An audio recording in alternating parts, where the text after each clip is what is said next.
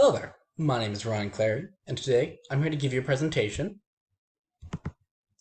about green chemistry, and of course made by yours truly, Ryan Clary. So, what is green chemistry?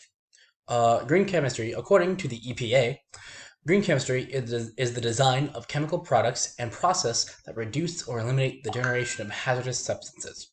So basically, it's a safe way of going about it. Like instead of working in a coal mine, we can use solar energy or wind energy. The method that or the situation that I'm talking about is sustainability with green chemistry. And the principles that I picked out is it's better to prevent waste than to treat or clean up waste after it's formed, which makes a lot easier for helping the planet and the environment if we just start with keeping it clean and then work up from there. Then continuing to dirty and dirty the planet, so it's much harder to clean. It feels like a never-ending journey. Synthetic methods should be designed to use and generate substances that possess little to no toxicity to human health or the environment. Basically, simple thing, don't poison people.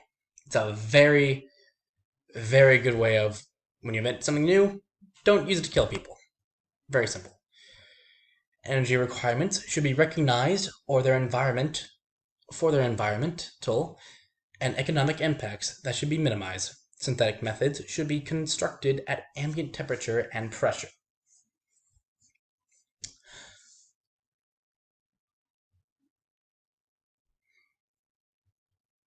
Basically, meaning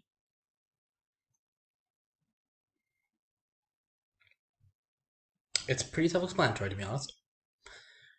And then finally, to my last point, raw materials should be renewable whenever technically or economically practical. Meaning that if we have an abundance of one thing, we shouldn't try to go after something that's rare and we have a fewer of, to help the planet, of course. So, how can sustainability be used in everyday life? Well, personally, I picked something simple, something that you don't have to go out of your way to change your everyday life just to accommodate. Using metallic straws and cups. Personally, I feel that if you use metallic straws and cups to go to a movie theater or to get a drink at a gas station, does a lot to help the planet. Because if you think about how many people go to get fast food or to a movie theater, and every day they just throw away their cup, and it's just full to the brim of trash of just cups and straws and everything like that. Think about how much easier it would be for the planet if all those cups and straws were gone and replaced with our own use of our own cups and our own straws. The point of it is better to prevent waste than to treat or clean up waste after it's formed.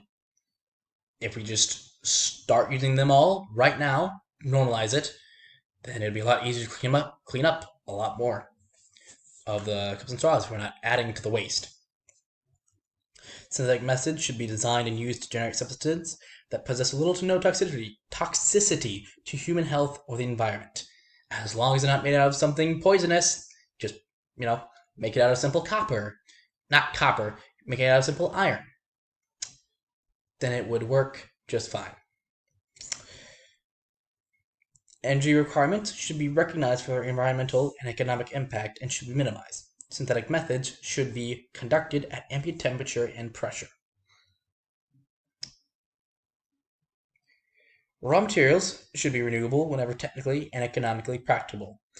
Using iron for these straws, we have a plethora of iron that we use every single day. It's been renewable, and we can make it out of recyclables. I feel like I made my case very clear here, and have a nice day.